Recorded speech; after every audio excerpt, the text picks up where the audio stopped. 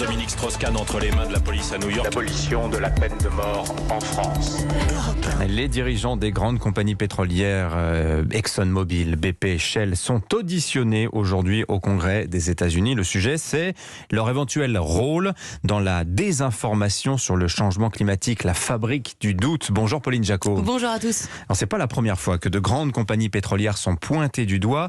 On va revenir avec vous, Pauline, ce matin sur un procès emblématique en France. Décision qui d'ailleurs a fait jurisprudence.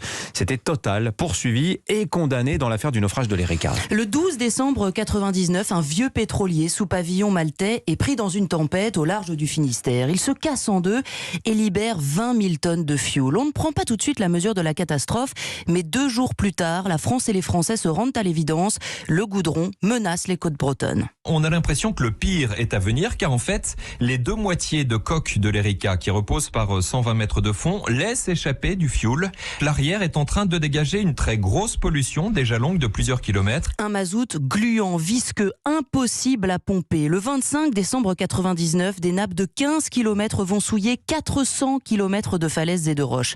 Du Finistère à la Charente-Maritime, des dizaines de milliers d'oiseaux vont mourir, englués, asphyxiés. Les habitants, eux, sont écœurés. C'est terrible de voir qu'on peut mettre du mazout, telle cochonnerie dans des bateaux qui sont à mettre à la poubelle, quoi. C'est des poubelles.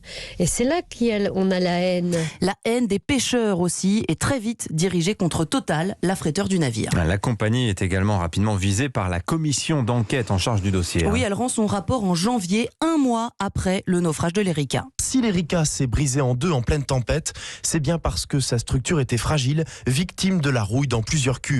Des signes de corrosion avaient été constatés, mais les affréteurs, en l'occurrence Total, n'ont pas demandé de vérification de la coque et des citernes. Mais il va falloir 7 ans d'enquête pour rétablir les responsabilités. L'affaire révèle toute l'opacité du transport maritime. Le propriétaire de l'Erika est italien, le navire est sous pavillon maltais.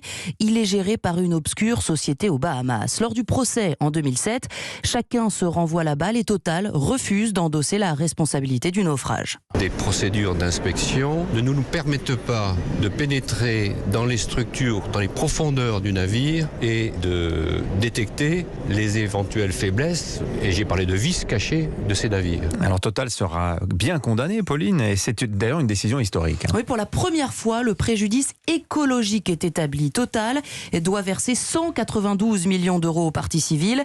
La compagnie indemnise les victimes, mais elle nie toujours sa responsabilité. Elle fait appel, elle se pourvoit ensuite en cassation.